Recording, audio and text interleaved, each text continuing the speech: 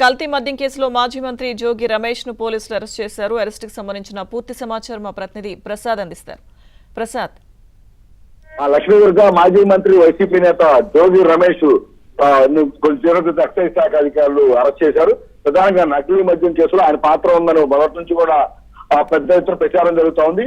ఈ కేసులో ఏమనగా ఉన్న అద్దెపల్లి జనార్దన్ రావు అరెస్ట్ అయినప్పటి నుంచి కూడా తాను 2022లో అప్పుల బాధ భరించలేక జోగి రమేష్ ఆశ్రయించిన నేపథ్యంలో అతనే ఈ దారి చూపించాడని, అతను ఆ ప్రభుత్వ పెద్దల అన్నదండలతోనూ జోగి రమేష్ సహకారంతోనూ నకిలీ మద్యాన్ని యథేచ్ఛగా తయారు చేయడంతో పాటు వివిధ ప్రాంతాల్లో ముడిసరు కొనుగోలు చేయడం కానీ, నకిలీ మద్యం సరఫరా విషయంలో ఎక్కడ తనిఖీలు చేయకుండా ఎక్సైజ్ శాఖ అధికారులు కట్టడి చేయడం వెనక కూడా జోగి రమేష్ పాత్ర ప్రముఖంగా ఉందని కూడా ఆయన చెప్పడం జరిగింది.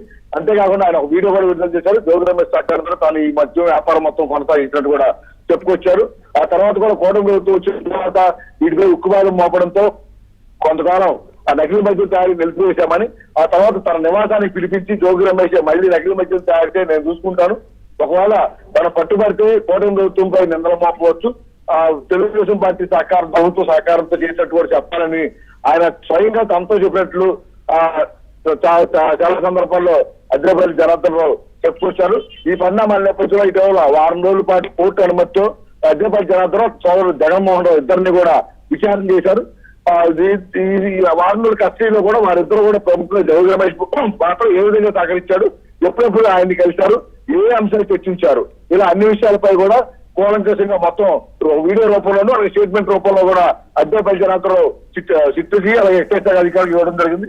ఈ మొన్న కస్టడీ ముగిసిన తర్వాత కూడా కోర్టు ఇదే అంశాలని ప్రస్తావించారు. న్యాయాధికారులు కూడా ఈ మొత్తం వివరాలు కూడా అధికారులు ఇవ్వడం జరిగింది. ఈ పరిణామాల నేపథ్యంలో ఈ రోజు తెల్లవారుజామున పోలీసులు అటు సిట్ అధికారులు ఎక్సైజ్ శాఖ అధికారులు పెద్ద బృందాలుగా జోగి రమేష్ నివాసానికి చేరుకున్నారు. ఆయన అరెస్టుకు సంబంధించిన సమాచారం ఇచ్చేందుకు ముందు ఇంట్లో తనిఖీలు చేస్తున్నట్టు కూడా సెర్చ్ నోటీసులు కూడా జారీ చేశారు. దాదాపు 6 గంటల నుంచి 8 గంటల వరకు కూడా సెర్చ్ ప్రక్రియ కొనసాగింది. అయితే ఇదే ఈ సమయంలోనే ఈ విషయం సమాచారం అందుకున్న వైసీపీ కొంతమంది స్థానికులు ఉన్న కార్యకర్తలు నాయకులు జోగి రమేష్ నివాసానికి చేరుకుని ఆయన ఇదంతా అక్రమ అరెస్టు అంటూ గేటు బైఠాయించి చంద్రబాబుకు స్థానిక ఎమ్మెల్యే కృష్ణప్రసాద్ వ్యతిరేకంగా పెద్ద ఎత్తున నినాదాలు చేశారు. ఇది పరిస్థితి ఉద్రిక్తంగా మారింది. పెద్ద ఎత్తున అదనపు బలగాలని ఏఆర్ బలగాల పోలీసులు రంగంలో దించారు.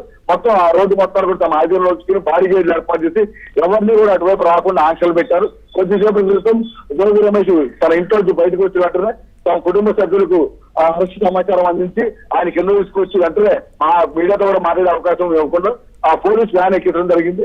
ఆయన ప్రస్తుతం విజయవాడలోనే ఎక్సైజ్ శాఖ కార్యాలయానికి తీసుకెళ్తున్న సమాచారం ఉంటుంది. అయితే విజయవాడలో 4 ఎక్సైజ్ శాఖ కార్యాలయ విభాగాలు ఉన్నాయి. ఏకంగా తీసుకెళ్తున్నటువంటి సమాచారం ఇచ్చే అధికారులతో నిరాకరిస్తున్నారు. ఇప్పుడు ఈ కేసులో కీలకంగా ఉన్న జోగి రమేష్ ద్వారా అసలు ఆ రోజు జోగి రమేష్ ఎవరు చేయమన్నారు, అదే ఒక తాడేపల్లి ప్యాలెస్ ప్రోత్సాహంతో మొత్తం నచ్చిందా, ఇతర వ్యక్తిగతంగా మొత్తం నడిపారనే అంశాలపై విషయాల్లో కొన్ని మరిన్ని విషయాలు తేలే అవకాశం ఉందని కూడా ఎక్సైజ్ శాఖ అధికారులు భావిస్తున్నారు.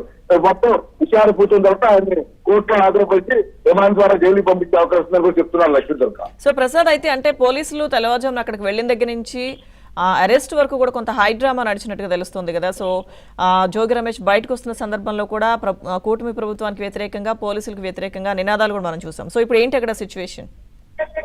లక్ష్మీదుర్గ, ఈ కేసు మొదటి నుంచి నకిలీ మద్యం వ్యవహారం బయటకు వచ్చినప్పటి నుంచి కూడా మన వైసీపీ సంబంధించి ఇప్పుడు ఎమ్మెల్యేగా ఉన్న కృష్ణప్రసాద్ గత 5 ఏళ్లలో అధికార పార్టీ ఎమ్మెల్యేగానే ఇక్కడ కొనసాగారు.